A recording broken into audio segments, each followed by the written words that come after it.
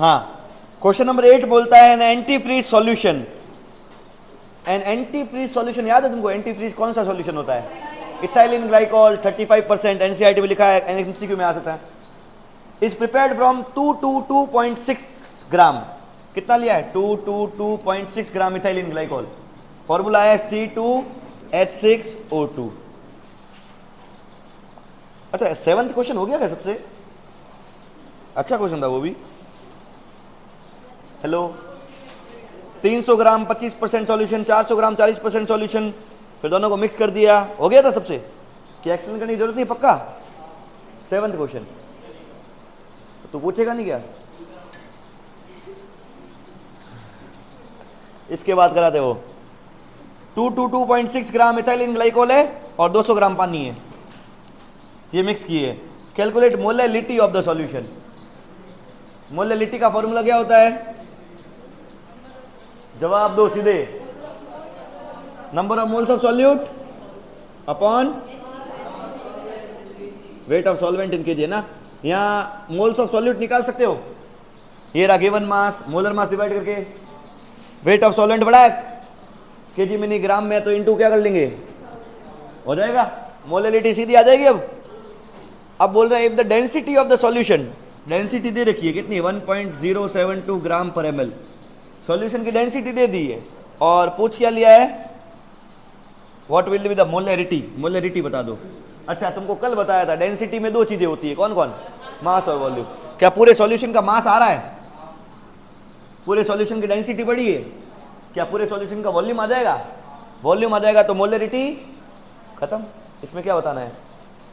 Okay, मास solution का लेंगे ना, तक क्योंकि वॉल्यूम किसका चाहिए? सॉल्यूशन का, इसके लिए डेंसिटी भी सॉल्यूशन की है, ठीक है। हाँ, 9th क्वेश्चन और पहले 7th क्वेश्चन करते हैं।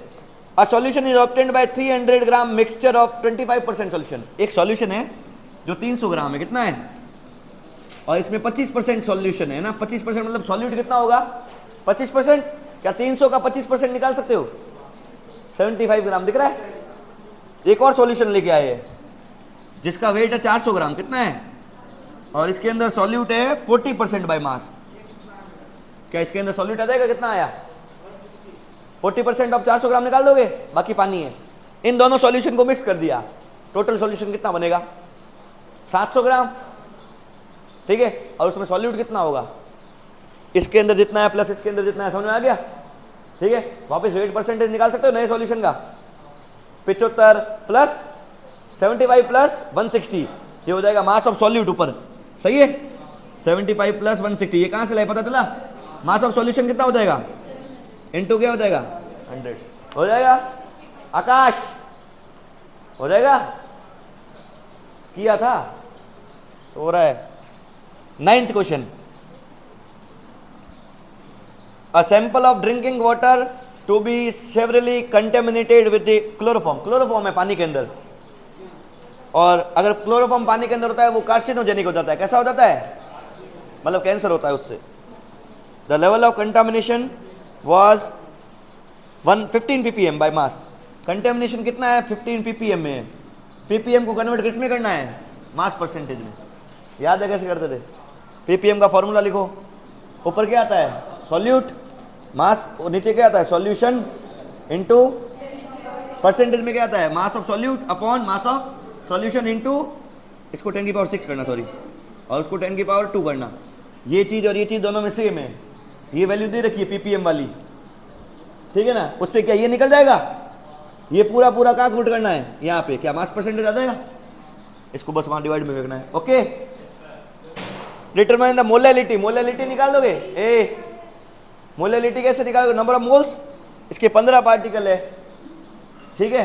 15 पार्टिकल्स का वेट निकाल दोगे, given mass divide by molar mass से मोल्स आ देंगे, सॉल्यूशन देखना मिल जाएगा, इसका आंसर है ना, समझ में आ जाएगा। ऐसा मेरे को कराने की जरूरत नहीं है। क्या सारे क्वेश्चन हो गए? अब क्लियर है? क्वेश्चन कॉपी में होने चाहिए, जिसने जो नहीं किया था। आज डाउट क्लियर हो गए तो अब वापस कॉपी में करने हैं, ठीक है। अब मैं अपने टॉपिक पे आता हूं, सॉल्युबिलिटी पे।